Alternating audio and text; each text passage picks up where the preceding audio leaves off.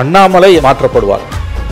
அண்ணாமலையை பிஜேபி தலைவராக வைத்துக்கொண்டு அதிமுக பிஜேபி கூட்டணி சத்தியமா வராது. மெட்வே ஹாஸ்பிட்டல்ஸ் ஆரோக்கியத்திற்கான சிறந்த வழி. கிராண்ட் மாஸ்டர்கள் பிரணவ் வி.ஆர். சிதம்பரம் வேலம்மாள் நெக்ஸஸின் மேலும் ஒரு பெருமை. பாரம்பரியமான சுவையான புது அறிமுகம் KTV true value groundnut oil. Annamalai crucial டைம்ல ஏதாவது பேசி கூட்டணியை உடைப்பார்.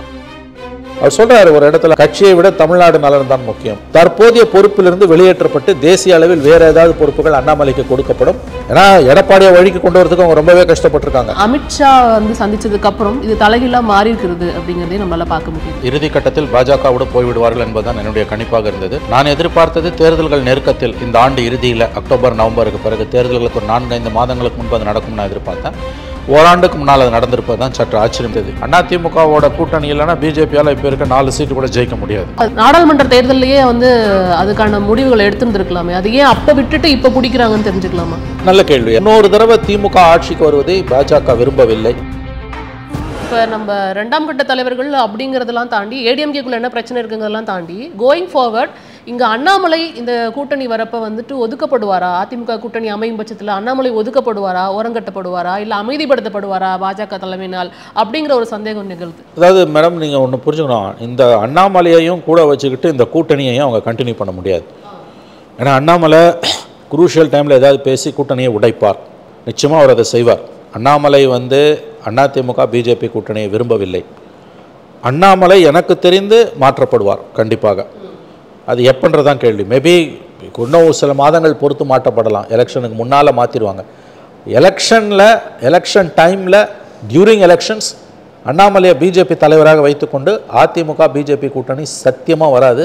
அப்படி வந்ததுன்னா அந்த கூட்டணியை படுதோல்வி அடை செய்வதற்கான எல்லா வேலைகளையும் அண்ணாமலையே செய்வார். ஒரு சின்ன துரும்ப கூட திமுக அந்த விஷயத்தில் அவர் விட்டு வைக்க மாட்டார். திமுக எந்த கஷ்டமும் இல்லாமல் அந்த திருப்பணியை அவரே செஞ்சு முடிப்பார். இது பிஜேபி ஹைகமாண்டுக்கும் தெரியும். அதனால் அதிமுக பாஜக கூட்டணி அதிகாரபூர்வமாக உறுதி செய்யப்படும் காலகட்டத்தில் நிச்சயமாக அண்ணாமலை அவர்கள் பிஜேபி தலைவராக இருக்க மாட்டார். நேற்றைக்கு அவருடைய செய்தியாளர் சந்திப்பதில் ரொம்ப முக்கியமானது. இன்றைக்கி தினமலர் அழகாக ரிப்போர்ட் பண்ணியிருக்காங்க. அதை அவர் சொல்கிறார் ஒரு இடத்துல, அண்ணாமலை அவர்கள், எனக்கு கட்சியை விட தமிழ்நாடு நலன் தான் முக்கியம். ஒரு அரசியல்வாதி இப்படி பேசுகிறாருன்னா நீங்கள் புரிஞ்சுக்கலாம். எனக்கு கட்சியை விட தமிழ்நாடு தான் முக்கியன்றாருன்னா அவருக்கு இந்த அலையன்ஸில் உடன்பாடு இல்லை. அது அமித்ஷா கிட்டையும் அவர் தெளிவுபடுத்தி விட்டதாக தகவல்.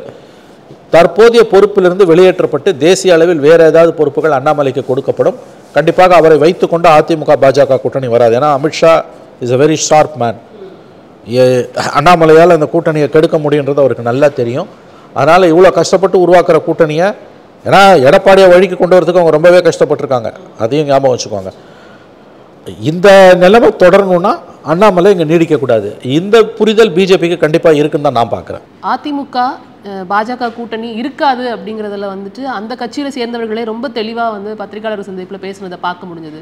அதுவும் குறிப்பாக திரு ஜெயக்குமார் அவர்கள்லாம் ரொம்ப ஸ்ட்ராங்காக இருந்தாங்க அப்படிங்கிறத பார்க்க முடிஞ்சது. ஆனால் அமித்ஷா சந்திச்சதுக்கப்புறம் இது தலைகீழாக மாறி இருக்கிறது அப்படிங்கிறதையும் நம்மளால் பார்க்க முடியுது. இதை ஃபஸ்ட்டு நீங்கள் எப்படி பார்க்குறீங்க அந்த சந்திப்பை? என்னை பொறுத்தவரையில் இந்த முடிவு வரும் என்று நான் எதிர்பார்த்தேன். அவர்கள் அதிமுக இறுதி கட்டத்தில் பாஜகவோடு போய்விடுவார்கள் என்பதுதான் என்னுடைய கணிப்பாக இருந்தது. அதை என்னுடைய சில நேர்காணல்களை நான் பதிவு செய்து கூட இருக்கிறேன். நான் எதிர்பார்த்தது தேர்தல்கள் நெருக்கத்தில் இந்த ஆண்டு இறுதியில் அக்டோபர் நவம்பருக்கு பிறகு தேர்தல்களுக்கு ஒரு 4-5 மாதங்களுக்கு முன்பு அது நடக்கும் நான் எதிர்பார்த்தேன். ஓராண்டுக்கு முன்னால் அது நடந்திருப்பது தான் சற்று ஆச்சரியமாக இருக்குது. இது மறுபடியும் சொல்கிறேன், என்னை பொறுத்தவரையில் எதிர்பார்க்கப்பட்ட ஒன்று.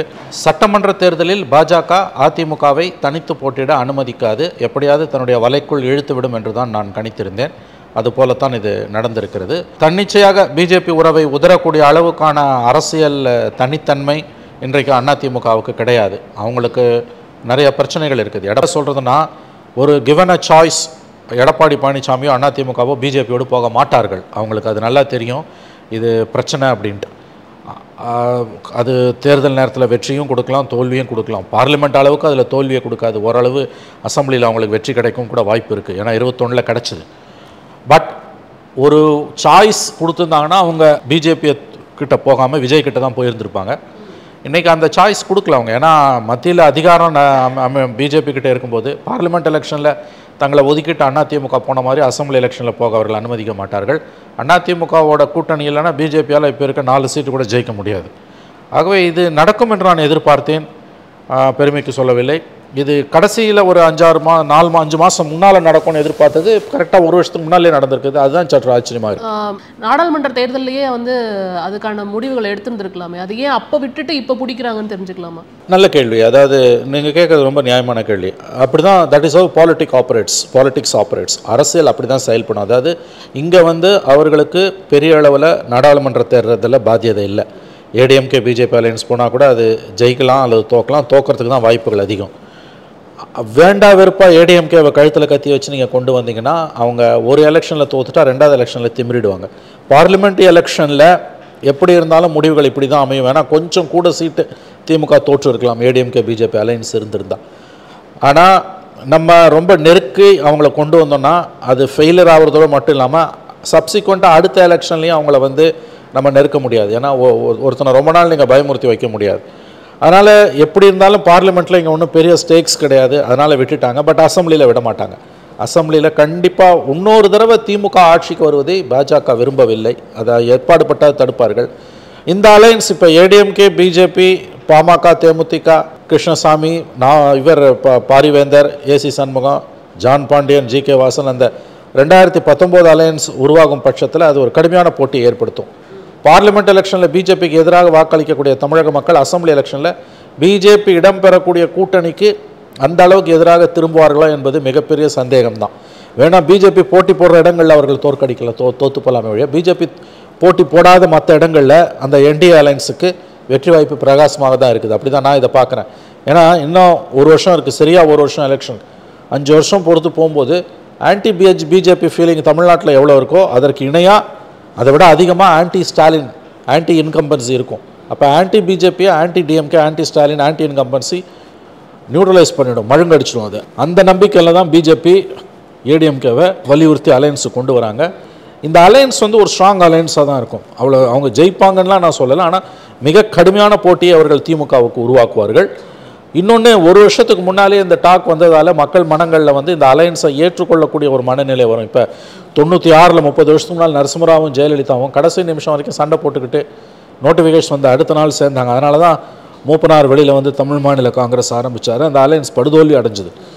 இது கரெக்டாக 1 வருஷத்துக்கு முன்னாலே சரியாக காய நகைத்திருக்கார் அமித்ஷா.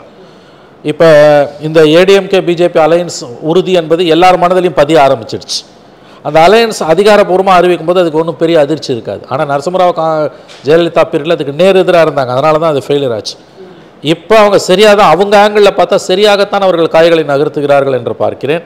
வேறு வழி கிடையாது. ஏடிஎம்கேக்கு அவர்கள் பிஜேபியோடு தான் போயாக வேண்டும். ஆக்சுவலாக வந்து கூட்டணி எப்போ வேணால் சொல்லலாம், இது இன்னும் 1 வருஷம் இருக்குன்னு அவர் சொல்கிறதுல நியாயம் இருந்தாலும் அமித்ஷாவை தான் பார்க்க போகிறேன் அப்படிங்கிறத ஏன் சொல்ல மறுக்கணும்?